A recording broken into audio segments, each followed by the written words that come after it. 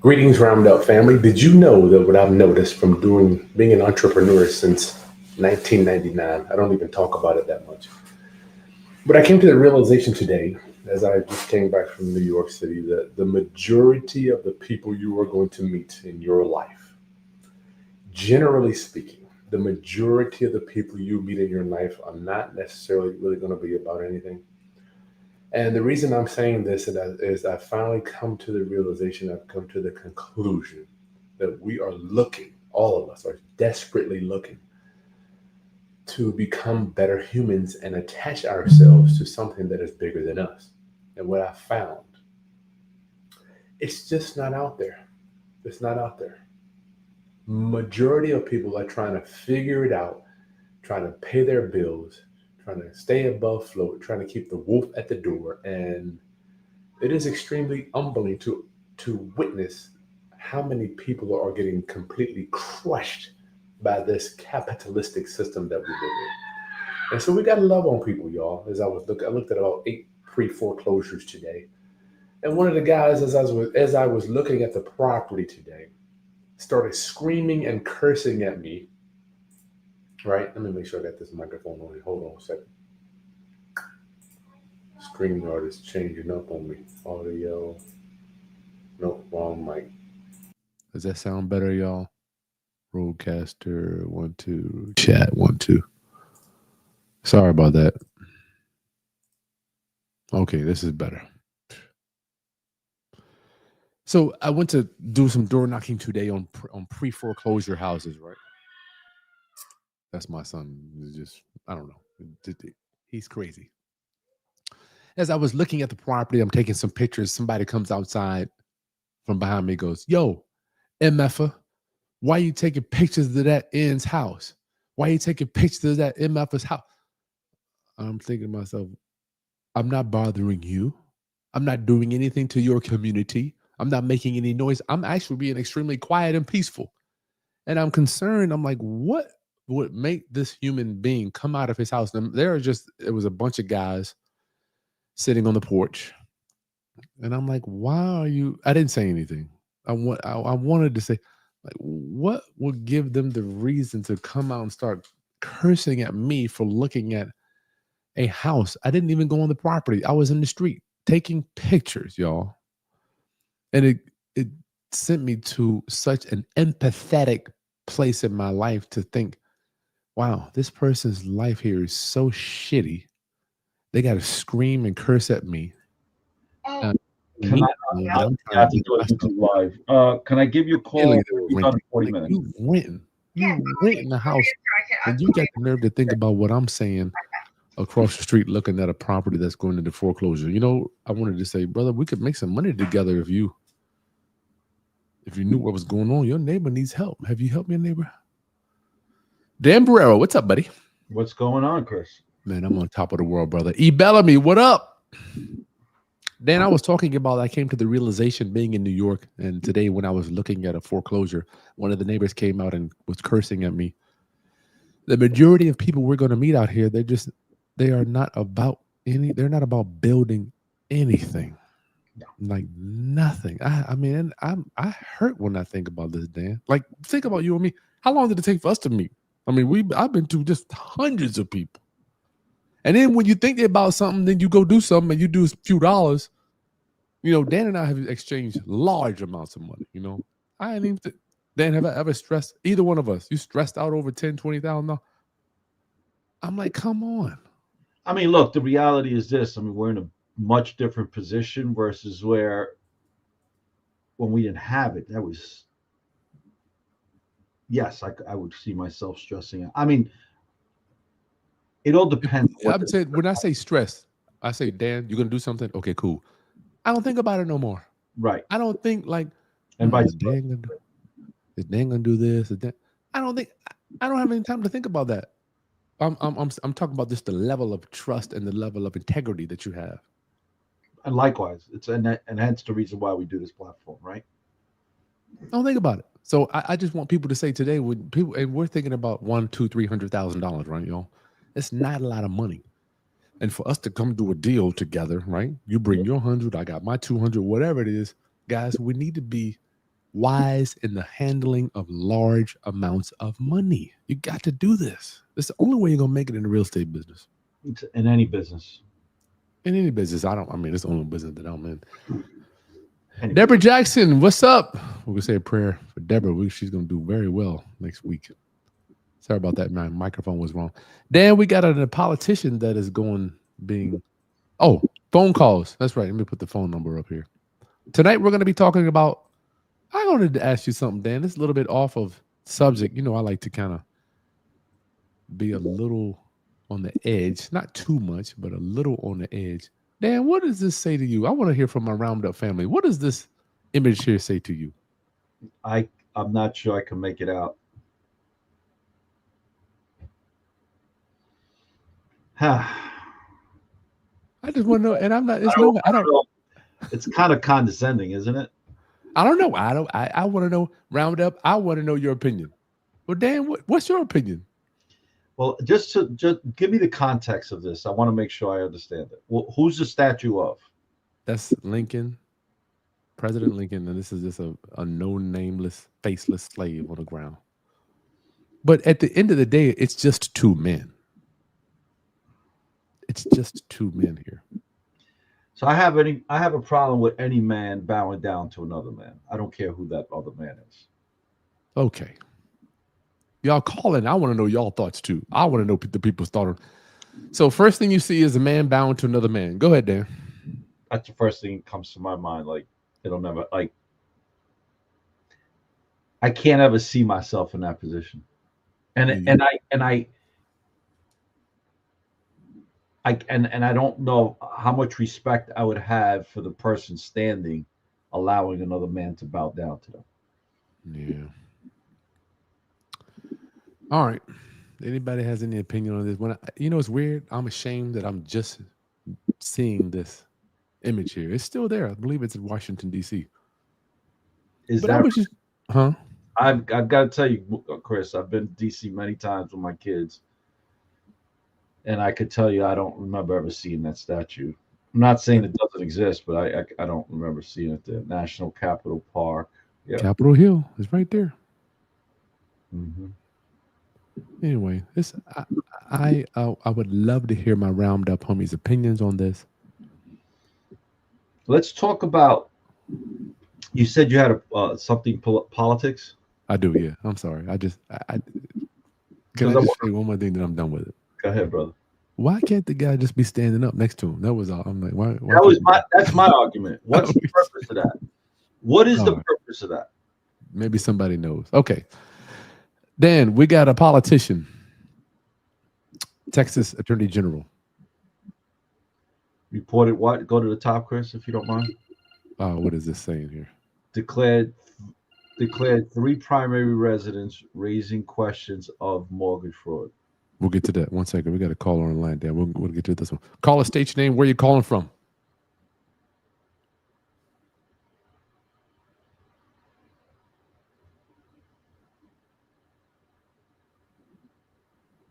Hello?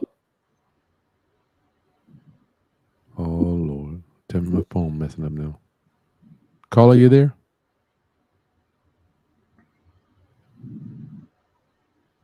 Ain't working. Texas Attorney General declared three primary residences raising questions of mortgage fraud. Mortgage fraud. I'm sure Dan probably are. When I saw that, I'm like, I know where this is going.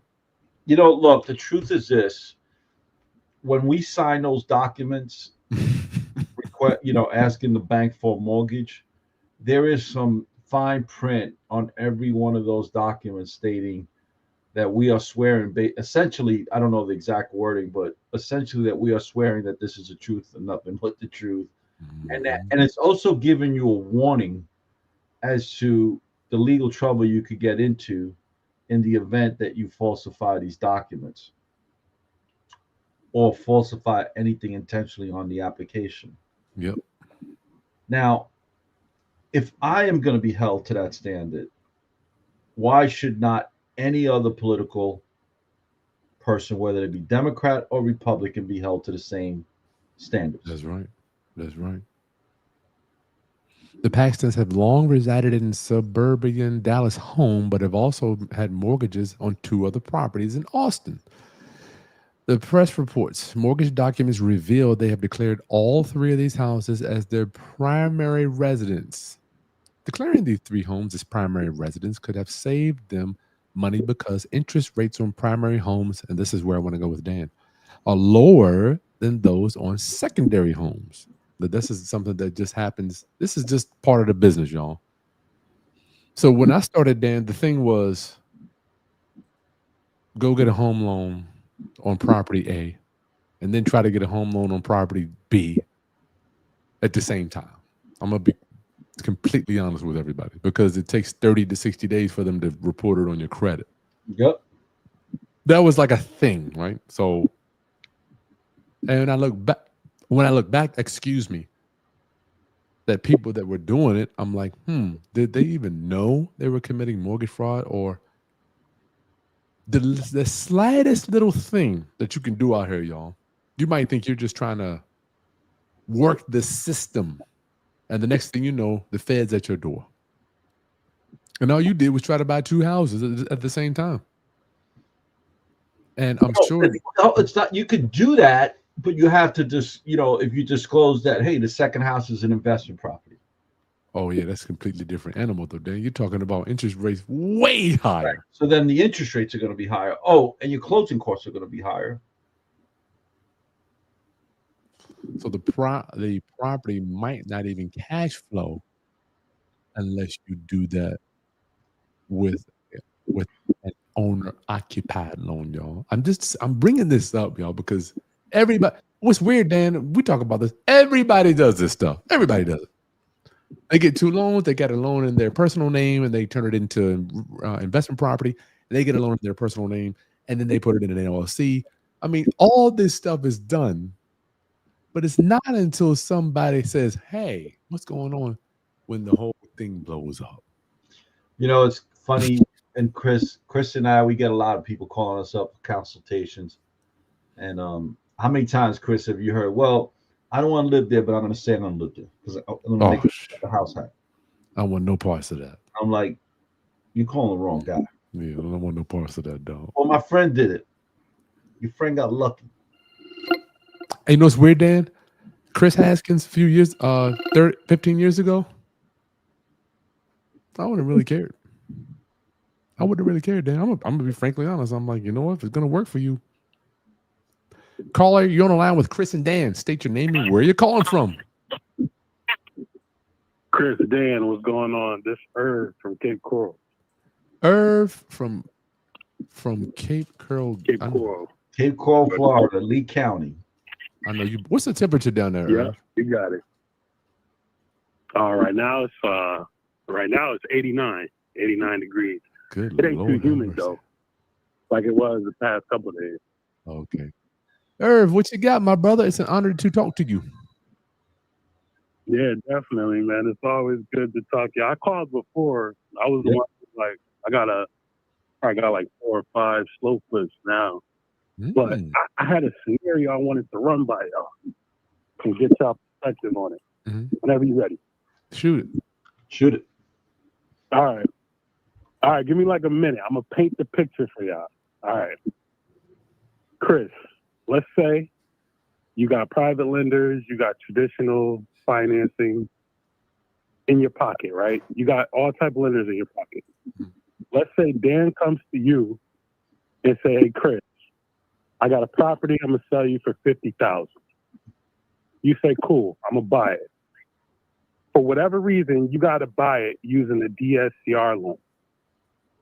Your DSCR loan guy says, hey, you could buy it for 50, but it got to be, we basically got to draw the loan up for 80%, loan to value or whatever. So you basically just going to have a loan for $65K. You're going to purchase it for 50 between you and Dan, but your loan is going to be 65. That 15K, right? When you go to close that title, the title, they're going to close it for whatever is going to be on paper, which is supposed to be 65. but you and Dan got the agreement for 50. Mm-hmm. Dan's like, cool, I'll take the 50. You could finance the 65. That's between you, as long as I get my 50. So Mm-hmm. how to go about getting the 15K after the closing? Like, because the title company, they're going to issue it. They're going to disperse the funds as it is on a loan on the paper. How do you go about getting the 15K? If you understand my question. So let's assume. Hold on a second. Let's assume you were doing everything above board, meaning it's all written down. Chris and I have both walked away from closing tables with money in our hand, but we disclosed that money was going to be used for renovations. There you go. Like, so I'm not. Wait, you can repeat that, Dan? I didn't hear that last part. So Chris and I have walked away from closing tables with more money than what we were buying it for. But many times right. We're disclosing that from the beginning for whatever we're going to use that money for. Chris could say it's a finder's fee to Dan Borrero, or vice versa. Chris could say, hey, we're using it for renovations, but it's all above board. It's on the HUD. It's on the HUD. It's, there's copies of the checks. We're not finagling the numbers, massaging the numbers, and making back room deals, Chris and I, because that's the type of crap that always comes back and bites you in the ass. If not now, if not tomorrow, 5 years from now. Is it on the HUD, Irv? Right. Is it on the closing disclosure? No, because I'm like, how's the cleanest way to do it? Like, I don't mind financing. The way to do it is to do it the right way. I don't want to have to purchase it. I don't want to have to purchase it for 65 if my man is going to give it to me for 50. Why are you raising it? Why are you raising the price? Because the DSCR loan, that's the minimum. Guy is saying it's too that's small. The minimum. He's got to do it for more money. Yes, Dan, you're right. You're right, Dan. Exactly. Okay. Exactly. All right. So we're raising the price. So I'm like, yeah, like I don't want to have to purchase it for 65 if I can get it for 50. So how do I make it clean to where, to where the mortgage guy is going to do all that for you. He's going to do all that for you. Or you can make it where you can make it where it's 65. The mortgage guy. Oh, go ahead. You can make it where it's 65,000 on the contract, and at the closing table they're giving you a $15,000 credit for renovation costs. There you go. And now you're getting the 15,000. There you go. And I see that. I get that. Closing costs. Shit, right there, you got $3,000 of closing costs. You got carpet allowance. You got new roof allowance. I mean, you just submit that right to the lender. Wait. How would I draw? How would I draw that up between me and the seller? Because it's like what? It's a credit to me for renovation. Basically. Just write it down.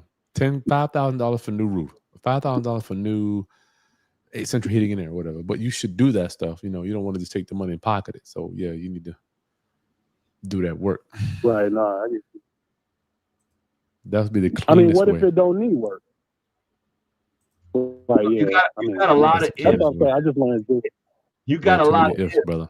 This is something you need to discuss. The title company itself will walk you through this if they would you have a relationship? No, they're not. They just got closed. They need to close it clean out, basically. Yeah. You know what? Those cashback deals, dude. Yeah. Here's the problem when you deal with banks. You run the line of committing mortgage fraud, dog. It's just what it is, man. I talked to one of my mentors the other day. He said, you know what? I'm never using the bank again. That's what man told me. He goes, it's too much stuff that we did in the back. We've done so much stuff in the past that could be mortgage fraud now. Irv, if it smells funny and it's not on that HUD, be careful, buddy. Be careful, man.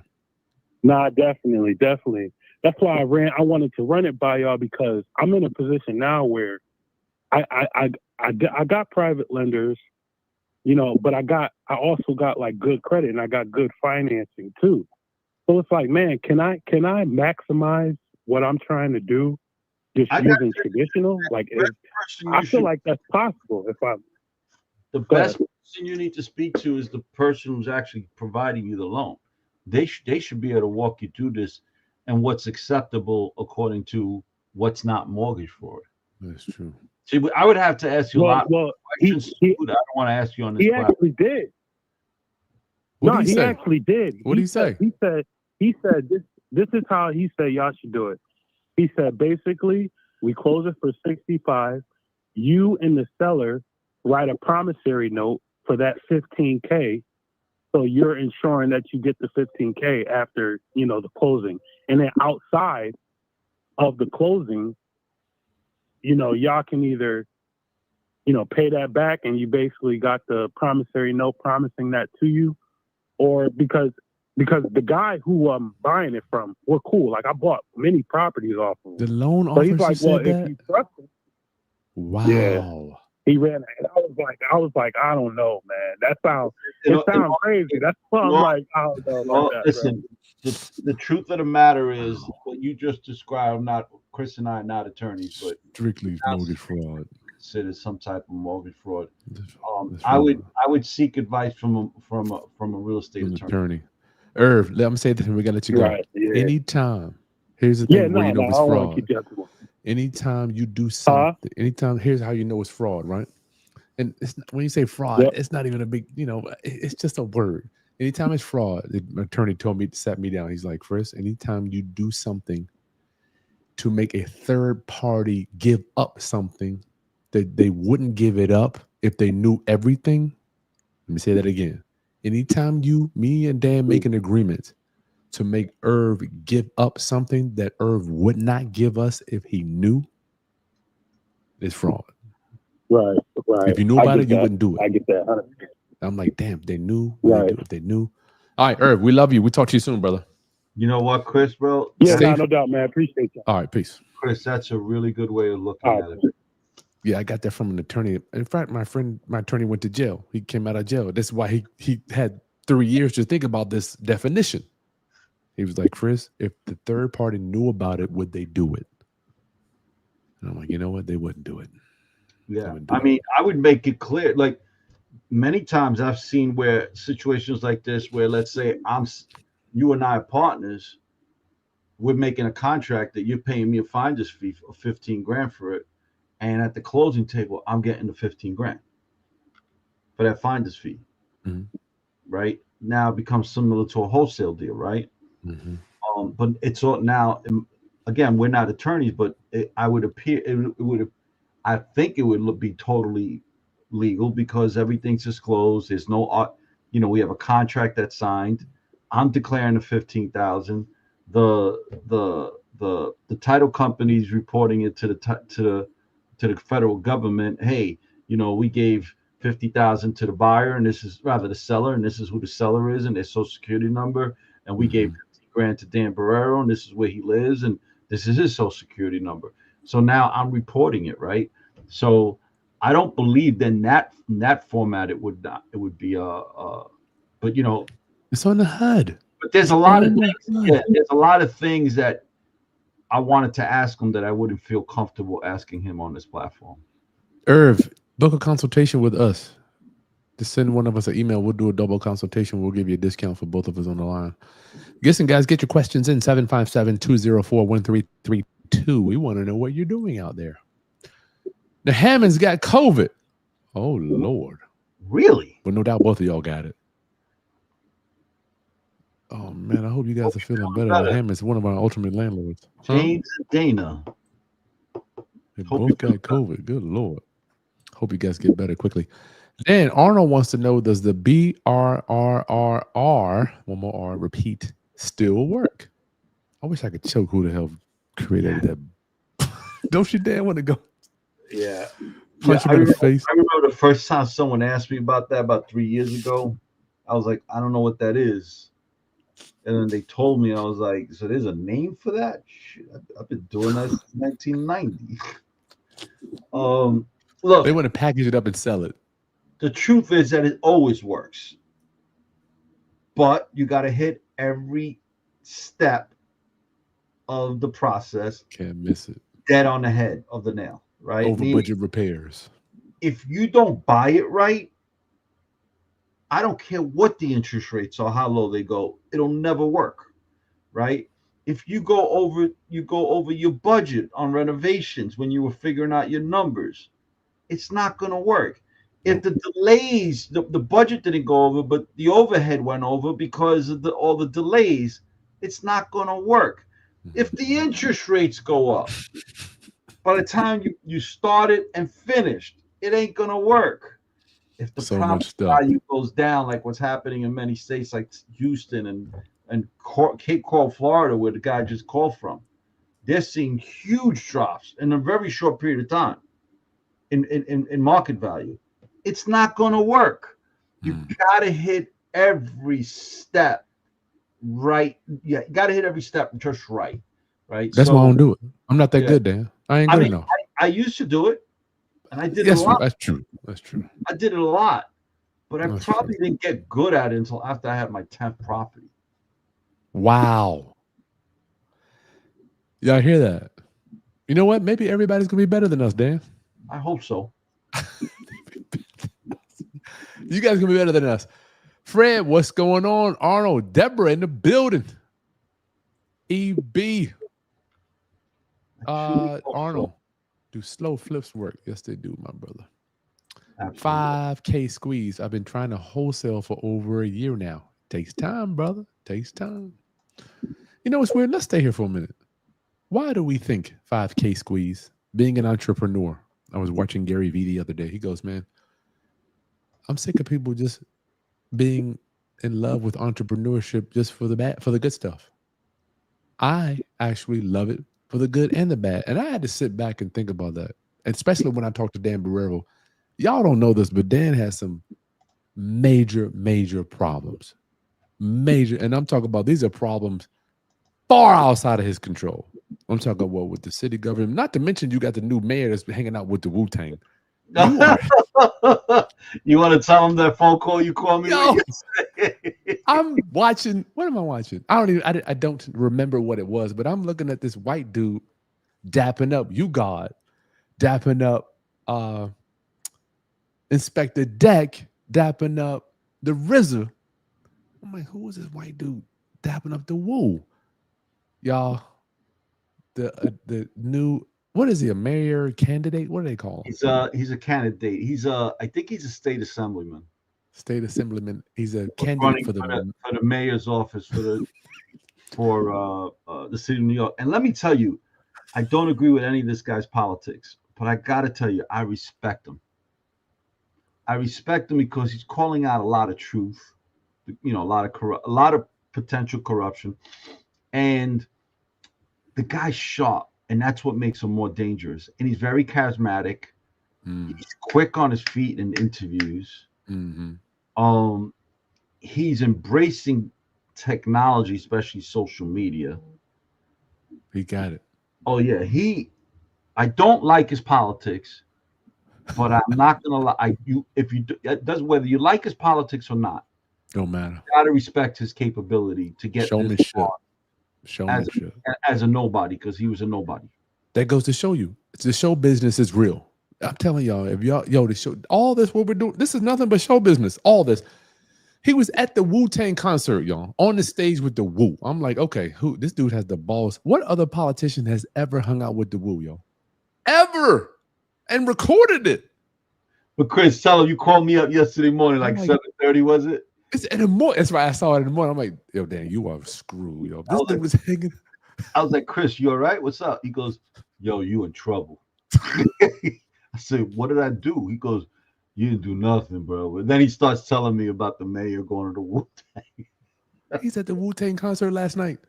You in trouble, Dan. Trooper, why would someone get rid of ceiling fans in their fix and flip? Is that something I did? I think we might have done that. I don't. Oh, I get rid of them because they're old looking, or I'm redoing the ceilings or something to that effect.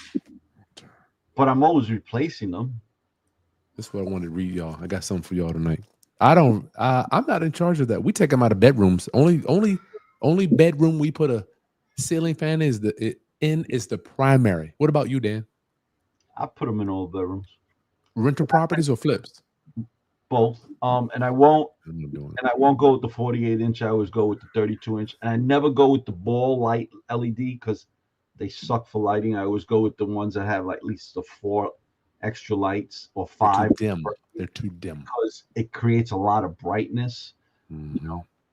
And the They're way ceilings, too of course, have got to be at least more 9.5 feet and higher. But if they're lower than that, I won't even put them in. Yeah, I just wanted to read an excerpt from my book I'm reading here. Black America spends $1.9 trillion a year.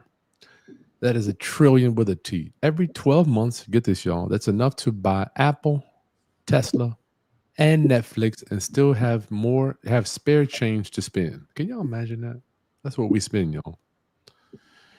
It's more money than Saudi Arabia's GDP, more than Russia's. It's an empire worth of capital. But somehow we don't own the empire. If Black community were the nation based on GDP, we would be the top 10 ahead of Russia. If we were a state, we would be ranked fourth, just below California, Texas, and New York. I'm almost done.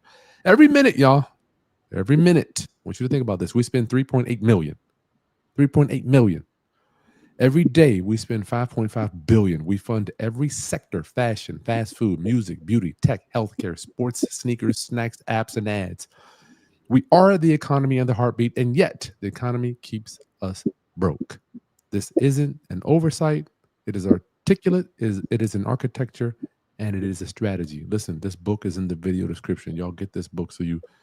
Dan, I wanted to ask you, so much of us are focused on earning. When did you have the mental capacity to say, you know what, I've earned? Dan, no doubt you've earned a ton of money. When did you say, I need to change to managing this stuff?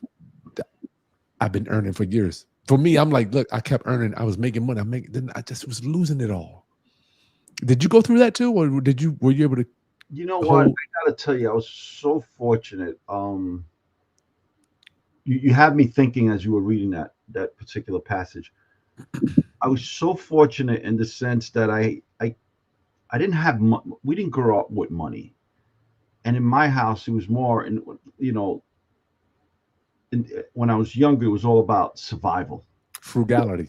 right? So it wasn't that but neither was it like about showing off. We never had like everybody in the building had name brand sneakers, and I would come out in my Pro Kids when everybody else was wearing Pumas, for instance. That was a sneaker then. Mm-hmm. And sometimes people would talk shit about it, But my father would say to me, and this is the part I thank God. My father would say, just because we're poor in our pockets don't mean we have to be poor in our minds. And what he was trying to say to me, and plus other things he would constantly say to me is, there's always a way to save, and without saving, we're never going to be able to take advantage of the opportunities when they approach. And sure enough, my father did do that. Bought a bodega, and he was there for 35 years. But the truth of the matter is that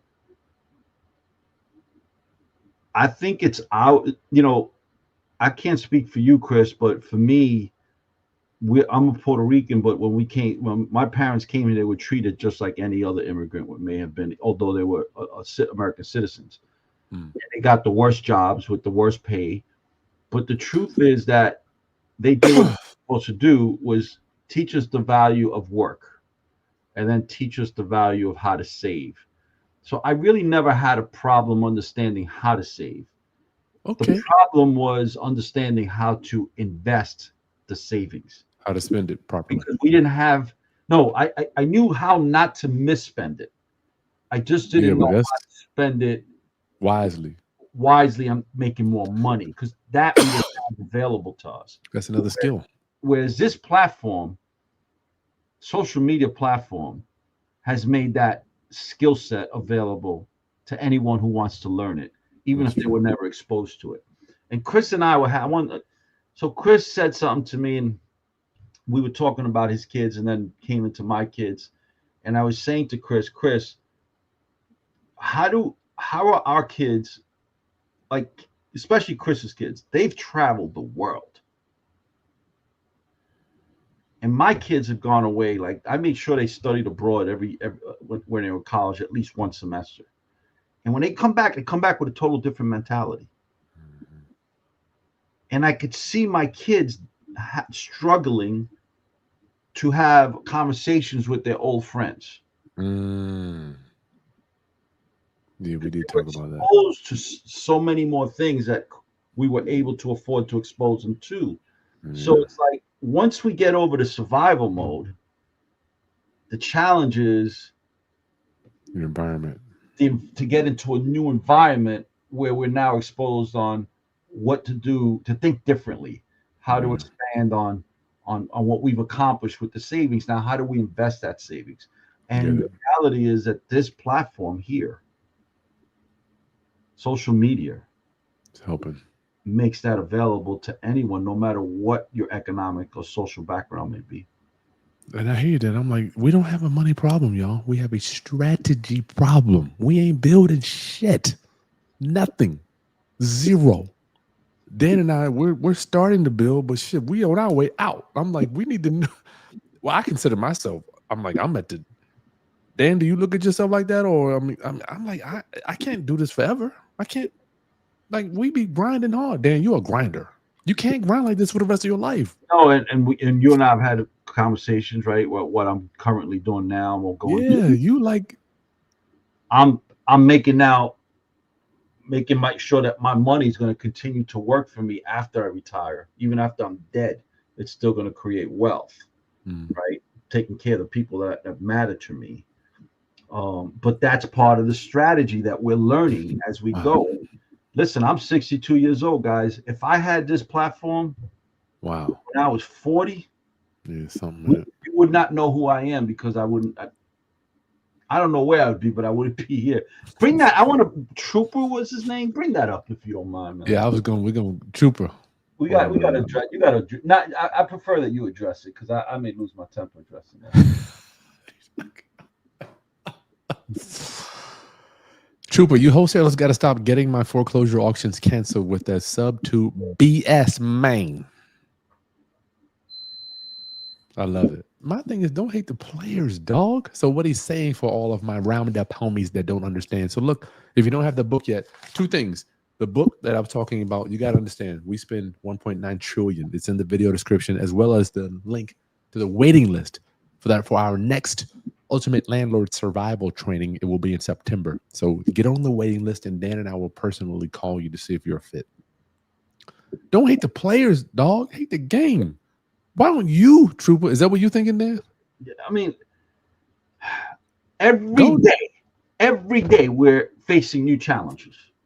Every day, the rules of the game are changing on us, whether it be because of someone coming up with a much better creative way to get these properties, whether it's because of the bullshit laws that come out of the state governments, local governments, federal. Look at what's happening in the federal side. Every day I turn around, it's another thing. It's another thing. It's like, and it's not one thing. Sometimes two or three things in a day, right? We're business people. We get paid to overcome challenges. You don't want to overcome challenges? You don't want to figure it out? Go get a 9-to-5 job. Go work for somebody like us. There's nothing wrong with it. There's nothing wrong with it. I want to make sure we love you the same. We love you the same. I'm telling you, Dan, the problems you go through, dog. I don't even think people understand the magnitude. One of your problems would wipe out some people. One of your problems, not financially, just emotionally. Emotionally, I'm talking about the one.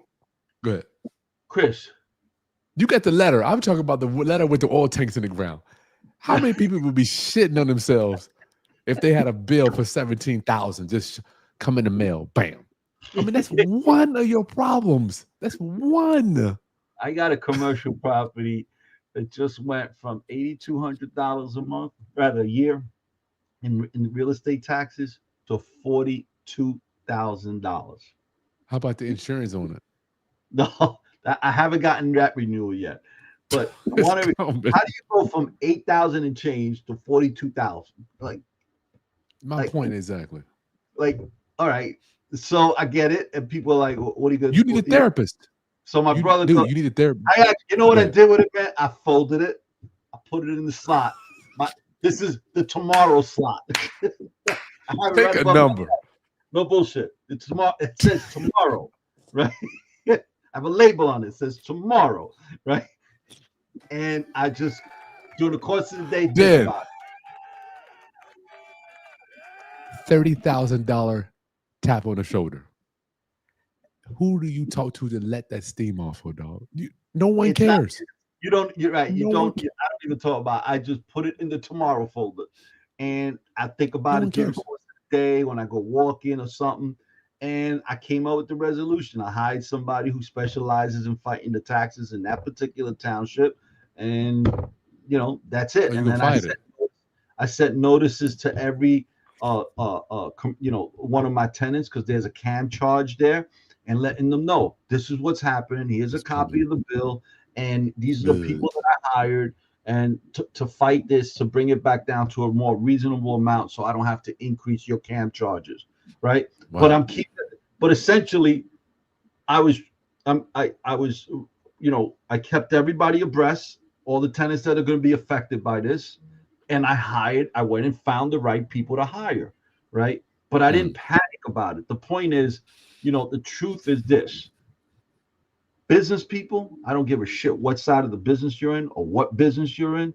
We get Don't matter. paid to overcome challenges. We are the Marines. We adapt and we overcome, and we get paid handsomely to adapt and overcome. That's it. Basketball plus passive income. He said he's working with one of the Woo producers now. That's cool, man. And that's why my channel exists. We have to educate each other. That's absolutely right. Absolutely right. Trooper, more important questions. Are you wearing yeah, y'all know I cook. Well, I try to cook. I eat really, but I'm in the kitchen with my wife trying to pass her seasonings and stuff. So I'm trying to that's all I can do. Get your questions answered. We got 15 more minutes, y'all. 757-204-1332. So he's asking, are there any laws in place to prevent such increases? Where's It all that at? depends on the county, the state you're in. There's just different laws and different, what type of property. Who is that a question? Shout out to Paul. Let's talk, Levin. Let's talk about everybody. I've been getting a lot of DMs on my social media. Let's talk about Trump wanting to limit Section 8 to 2 years. 2 years, yeah. Well, I think we talked about it briefly. No, that wasn't. That was another class. Yeah, we I talked think for about able-bodied people. we talked about it at our mentorship class that we do. Ultimate Real Estate Investor, yeah. We need to figure out who we're renting to, y'all, because I have a box, and Dan and I, we teach this inside of the Ultimate Landlord Survival Guide. That's why, y'all, real landlords don't mind having their property sit vacant for the right tenant. Real landlords. New landlords will take any and every tenant in there to get their mortgage paid. Right. And I'm not mad at, I'm not saying that you're wrong for that. But there comes a time in your career where you say, this is who I'm used to doing business with, and I will only deal with these people. Does that work for you, Dan?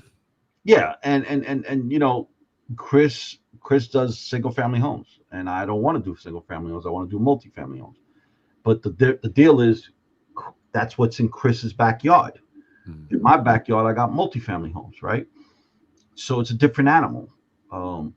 Chris and I, we do this business totally different from each other. But it works for him. There's no one way to do this business. Am I wrong, Chris?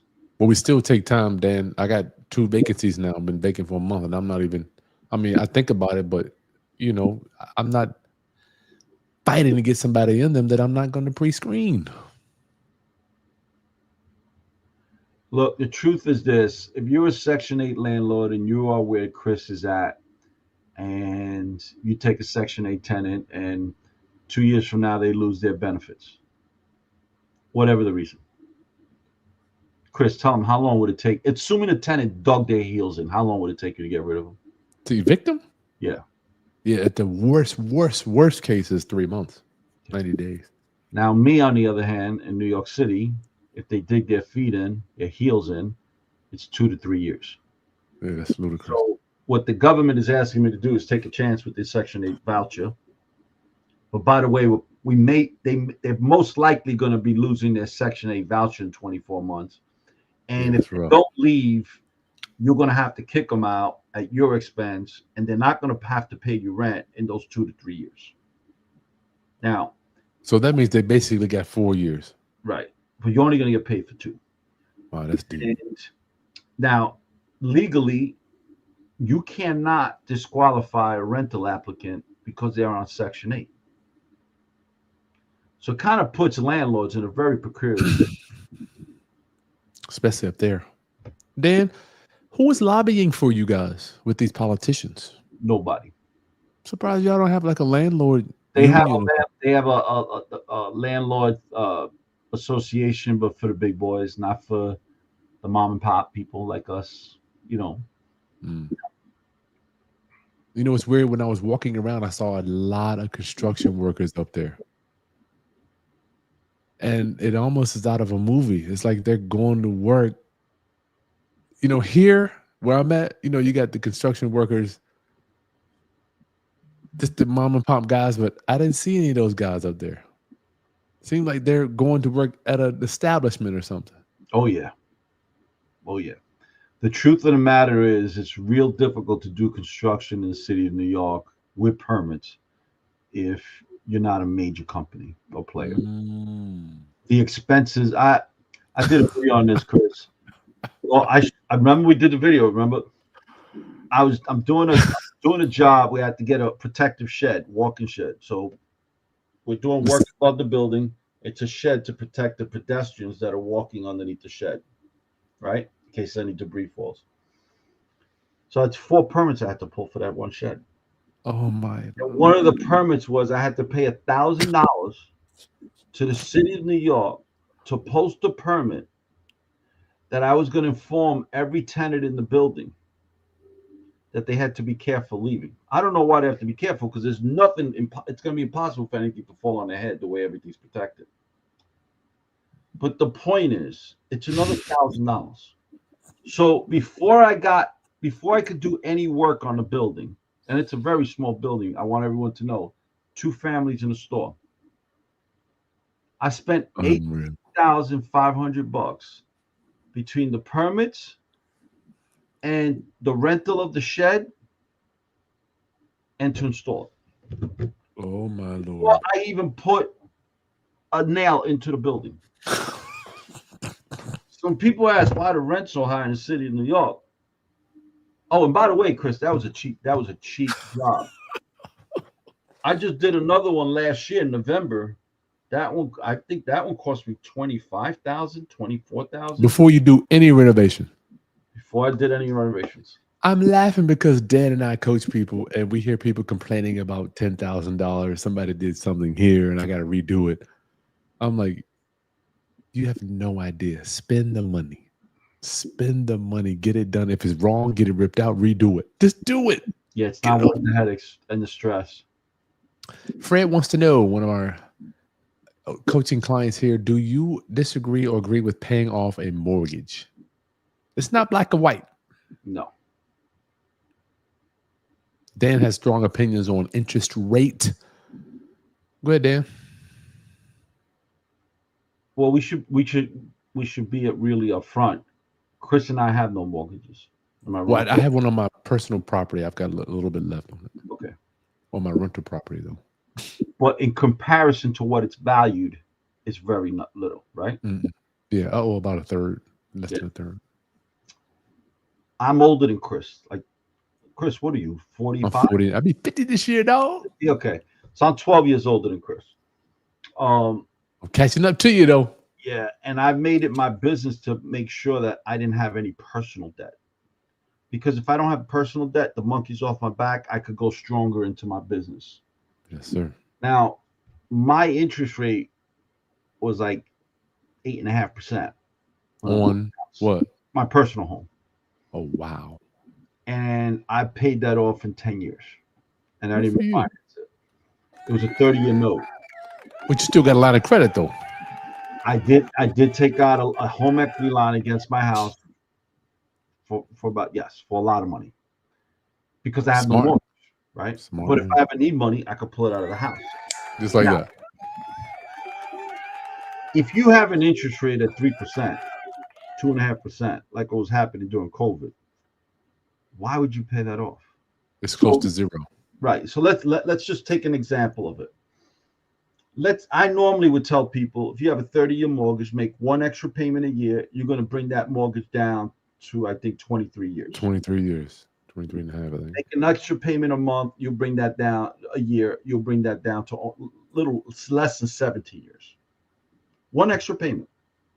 Bring it down to 23 years, two extra payment, you'll be a little over between 15 and 17 years. Now, if you're paying 8.5%, 7%, yes, make that payment. But if you're paying 2.5%, I would do this. Let's say your mortgage payment is $500 a month. Let's just make it very simplistic. And you want to make that extra payment. I'm not going to make that extra. No, I'm sorry. Let's say your mortgage payment was $3,000 a month. And you want to make that one extra payment a year to bring down the mortgage on a 2.5% mortgage rate. No, I'm not doing that. I'm going to put that I'm going to go open up a Vanguard S&P fund. It's called a VOO fund, VOO. I'm going to put that $3,000 a year into that fund. And at the end of my 30 years, I'm going to have close to 750 grand in there. Or you can start, how about Dan paying off some credit card debt too? I would pay off the credit card actually before that. You're right. So if I'm having credit card debt or car loans, I'm going to use the $3,000 to pay that down, but I'm not going to go jack it back up. Yeah. And then after I get that paid, I'm going to put it into the VOO fund. You got to think about it, y'all. This credit card, I'm telling y'all, we coach people, we see it. This credit card debt is eating you alive, dog. And all you do, you're just making that payment every month, all interest, $300, $400, $500, and then you go over here trying to make more money when you're really bleeding. I see it every day.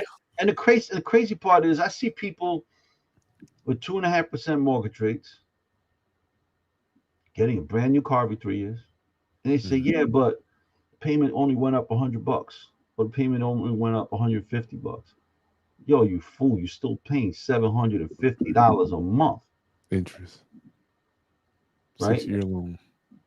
Give me a break. Like, why? Let's get back to what you were saying about money earlier, Chris, when you read that passage. This all comes down to that mentality that you read about. Mindset. It's all mindset. Chris lived in a house that he could have afforded to move out many years ago. Am I wrong? Oh my God. I want people to know I did lateral moves. I went like this for 15 years. And I don't want to seem like I'm beating my chest or nothing, dog. This is just what I did. I'm like, I moved here to here to here to here. And I was embarrassed sometimes. I'm going to tell you. Dan, I want to be honest. People will come over like, damn, Chris Haskins live in this joint? I'm like, you know what? This is what I can afford for my family right now. I tell people. No, it's not. You could have afforded more. You chose to stay there so that you could afford the real life that you wanted. Later, what I felt like for me, I wanted my payment to be I still firmly believe that your payment should be 30% of your income. I really do. I don't know where this whole mortgage payment is 70%. Remember back in the day, Dan, 30%. That was it. Back in the day, the rule of thumb was you should be able to pay your rent with 1 week's pay. Now it's like 2.5 weeks pay. That makes no sense to me. It makes no sense to me. And somebody there got mad at me the other day talking about why are landlords still trying to get tenants to make 3 times the rent. This is 2025. We can't do that. Let's talk about that, Chris. Why do we do pissed? That? Let's talk about why we do that. Okay, well, y'all, here's the thing. If you're a landlord, you better stick to your guns when it comes to this 3 times the rent. Because I don't know why people think that they're gonna make a dollar stretch further than what it can really go there. They think they're not gonna go out, they're not gonna have fun, they're not gonna go to the movies, they're not gonna buy clothes, they're not gonna have, Chris, I put up a lot of landlord stuff or interviews I'm doing when I'm doing my applicants, right? And I brought that up about 3 times the rent, and they say, well, Well, what do you care as long as I pay my rent? I care because the first time you got a problem, somehow or another, it always becomes my problem. Yeah. Not interested in dealing with your problems. Not a social worker. I don't get paid to be your social worker or your financial consultant. I get paid to supply a safe, clean environment, and in return, I want to get paid on the first of the month. Even exchange. Right. So, or they'll say, "Well, my credit sucks, but I always make sure I pay my rent." Says you. I don't know that. I don't. The only thing I know about you is what I see on paper. That's it. That's all that matters. And then I felt bad. I had a friend call me the other day looking for a rental property. And I heard you in my mind. I'm like, I don't rent to friends or family. Just unpack that for a minute. Because how many times, once again, even our current clients, tenant, well, I was doing somebody. How many times have you heard I was doing somebody You a want a favor?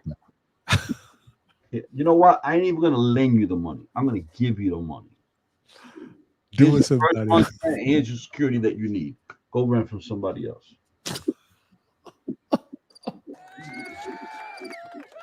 Did y'all hear that? Did you guys hear that? Here's a favor. Here, I'll pay your security deposit. That's a favor.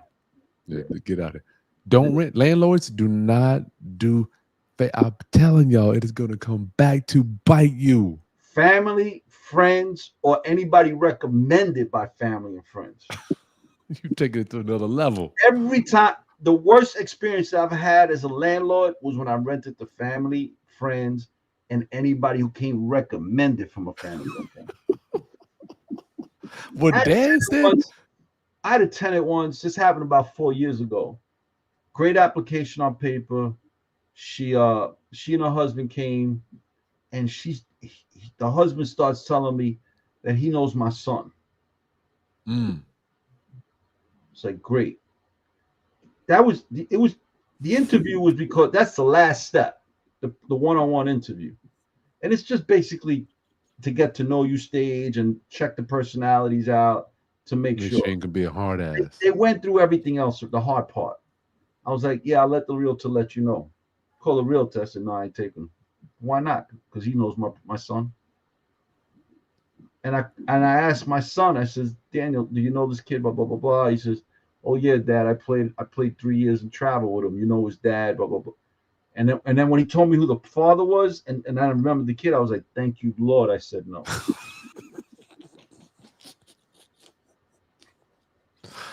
Don't do it, y'all. Don't do it. You are going to regret it. I'm done with it. They're going to do it. Dan, you know what? They're going to do it anyway. How many times have we heard, I was doing a favor? Dan, tell me, how many times have we heard it?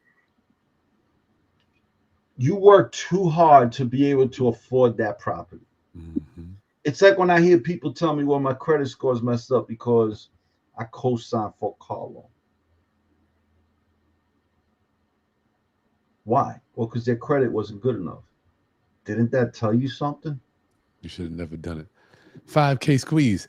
Once I close a wholesale deal 3 months in a row, is it safe to leave my job and go full time? Oh, wow.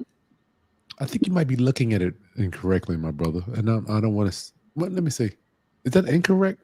I don't want to say incorrect. I think you might need to look at this from a different vantage point. When I was coming up through the ranks, there would be 1, 2, 3, 4 months where I made $0. Zero. You know, where that gives us the habits and the skill set to live off of money and live. I call it living lean, right? Dan and I, you see Dan Borrero walk down the street, man. You have no idea what this dude, you know, he lives real lean, right? So 5K squeeze, we don't know what your mortgage payment is. We don't know what your expenses are, how many kids you got. Dan? The truth is you have to take stock of what your responsibilities are, right? If you have kids, you have to take less risk. Before I had kids, I was balls to the wall. After I had kids, my risk tolerance was a lot less.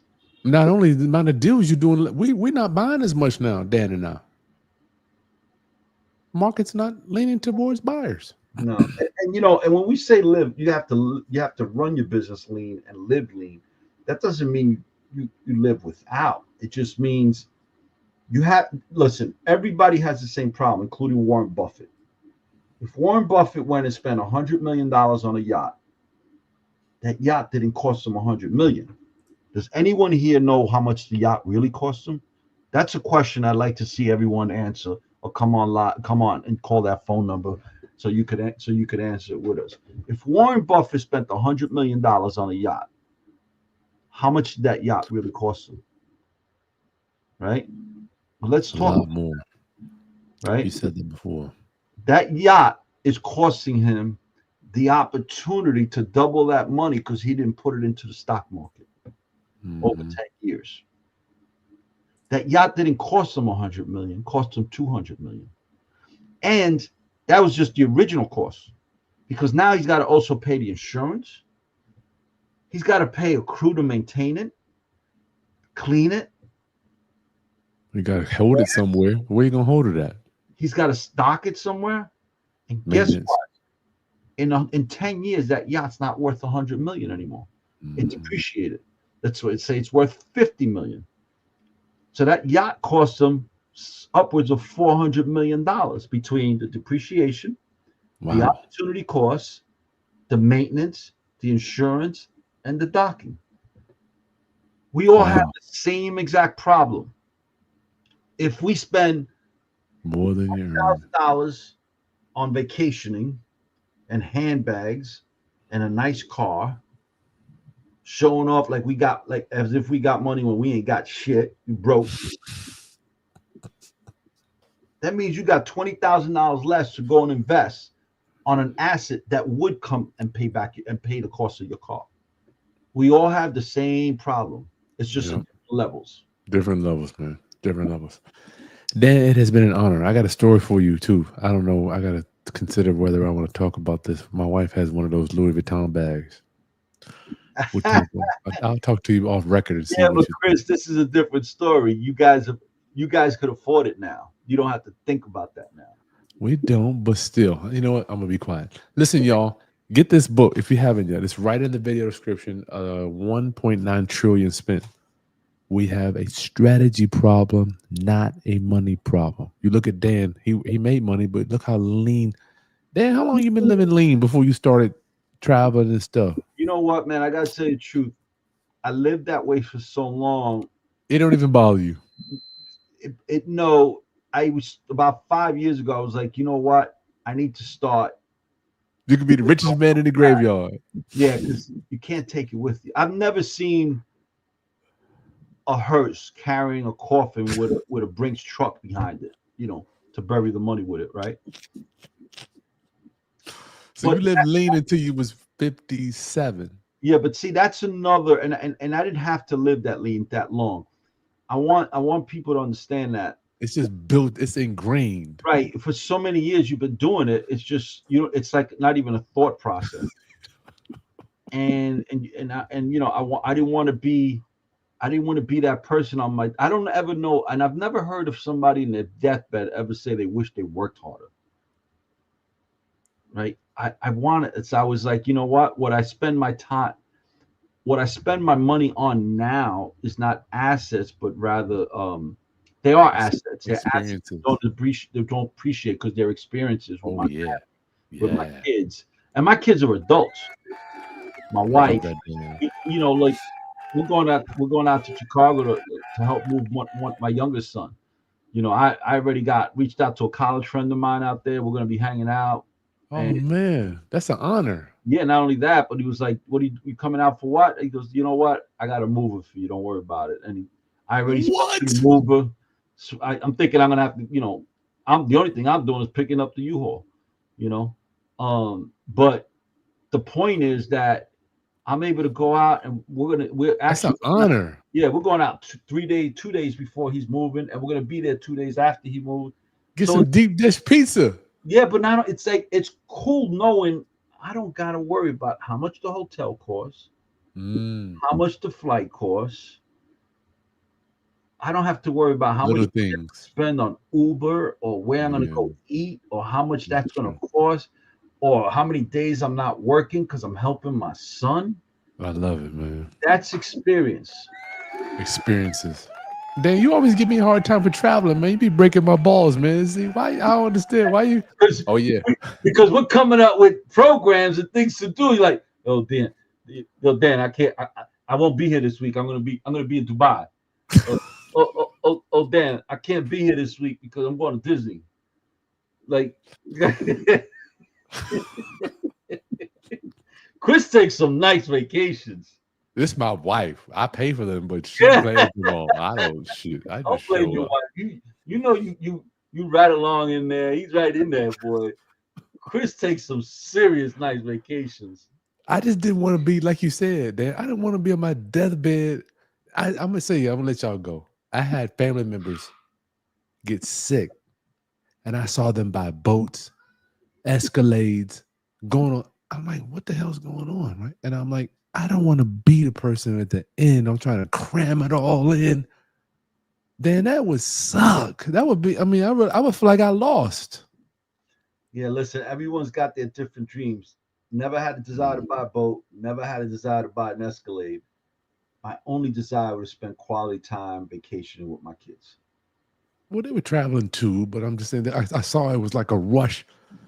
Anyway, just don't give me a hard time, Dan. You know I'm gonna be going on vacations, though. I mean, that's one thing I'm gonna be going. All right, y'all. Look, Dan and I, the Ultimate Landlord Survival Training is coming up in two I don't months. see it. I'm looking at this on my other screen, Chris. I don't see it on the bottom of the page where they could sign up. Yeah, I got it right there. I'm looking right at it. Where? Hold on. Refresh your screen, Dan. I might have put it in after you came in. Don't see it anywhere there, man. Let me make sure. 1 second. Yep, it's right there, man. I'm looking here. I'll show you the screen. Oops. It's right there. Yours isn't showing up? Nope. You got it on. Are you select? Let me click this thing, Dan. What is Dan doing? Y'all know Dan loves to give me a hard time. Y'all know that, right? You guys can see it. Give me a thought. Give me a number one if you could see this link. Because I don't see it on my. Did you hit the more? You gotta hit more. You gotta hit Oh. more, Dan. There you go.